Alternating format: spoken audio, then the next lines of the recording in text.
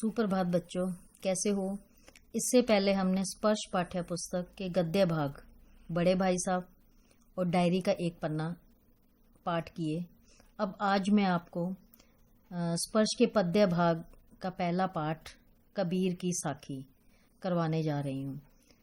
तो दोहे करवाने से पहले मैं आपको कबीर जी का परिचय देना चाहूँगी कि कबीर जी का जन्म सन 1398 ईस्वी में काशी में विधवा ब्राह्मणी के घर में हुआ।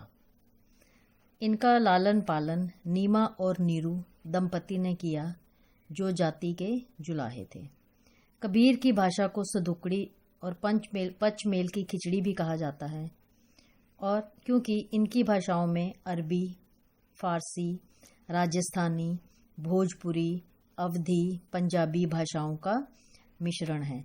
इनका अपनी भाषा पर जबरदस्त अधिकार था, इसलिए इन्हें वाणी का डिक्टेटर भी कहा जाता है। अब मैं आपको बताऊंगी कि साखी का क्या अर्थ है। यह शब्द संस्कृत के साक्षी से बना है, जिसका अर्थ है प्रत्यक्ष ज्ञान। कबीर जी जो थे प्रत्यक्ष ज्ञान में विश्वास करते थे। उन्होंने जगह जगह भ्रमण किया, भ्रमण अर्थात घूमे, और इस तरह उन्होंने ज्ञान की प्राप्ति की। अब मैं आपको बताऊंगी कि कबीर जी के 8 दोहे हैं, जिनमें से पहले 4 जो हैं आज हम करेंगे। पहला दोहा, ऐसी बाणी बोलिए मन का आपा खोए, अपना तन शीतल करई औरन को सुख होई। अब ऐसी बाणी बोलिए, बाणी मतलब हमारी बोलचाल, हमारा व्यवहार, जैसे हम दूसरों से बातचीत करते हैं। आपा मीन्स घमंड, अहंकार। अपना तन शीतल करई, तन मतलब शरीर, शीतल मीन्स ठंडा, अच्छा। औरन मतलब दूसरों को, सुख होई, होई मतलब होना। अब आपने इसको कैसे लिखना है, यहां से आप शुरू करोगे। मन का आपा खोई, आपा मीन्स घमंड। यदि हम अपने अहंकार को त्याग कर दूसरों के साथ मीठी वाणी में बात करते हैं, तो मीठी वाणी में बात करने से दूसरों को सुनने में अच्छा लगता है, और अपने मन को भी शीतलता प्राप्त होती है। अब मैं इसको दोबारा बताऊंगी कि आपने इसको लिखना कैसे है। कि हमें अपने घमंड को छोड़कर दूसरों के साथ मधुर वाणी में बात करनी चाहिए।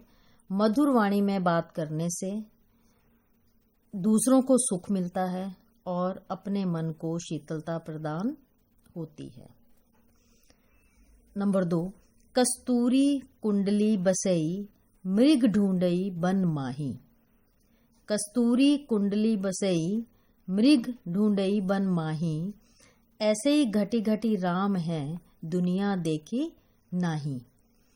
कस्तूरी, कस्तूरी एक ऐसा सुगंधित पदार्थ है जो हिरन की नाभि में पाया जाता है। नाभि अर्थात नेवल, और हिरन को भी इस बारे में बिल्कुल भी ज्ञान नहीं है।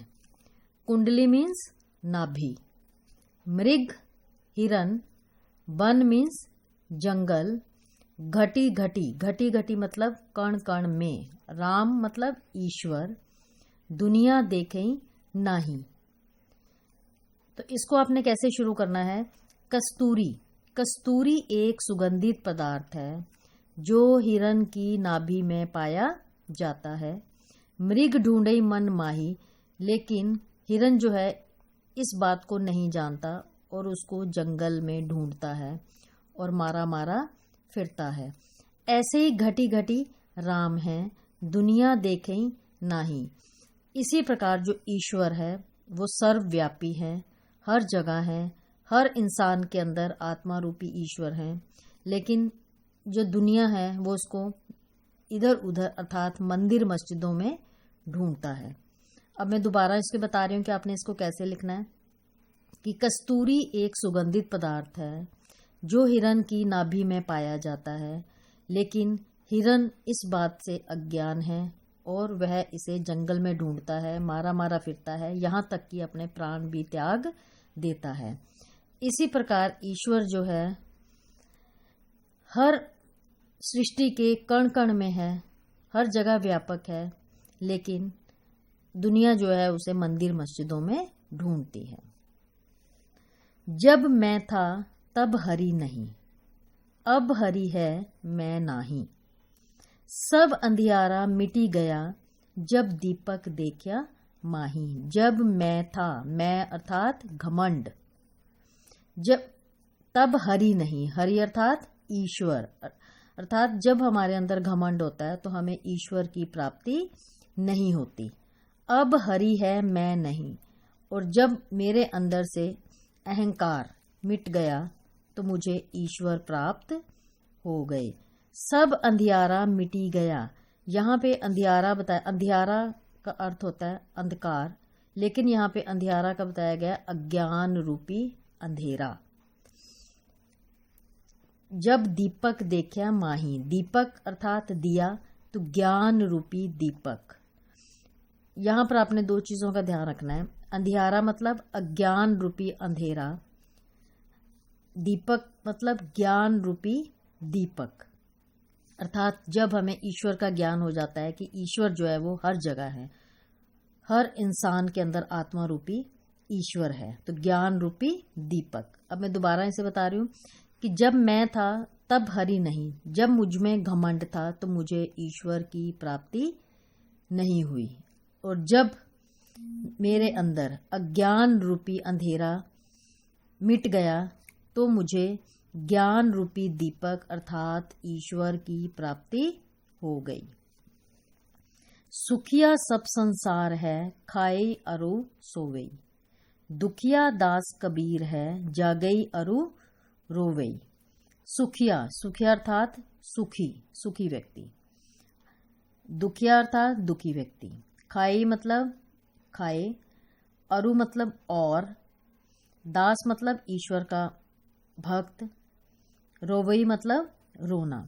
यहाँ पर कबीर जी कहते हैं कि जो सारा संसार है वो खाता है, पीता है और मौज मस्ती करता है, सोता है, वह सुखी है, अर्थात वह भौतिक सुखों में खोया हुआ है।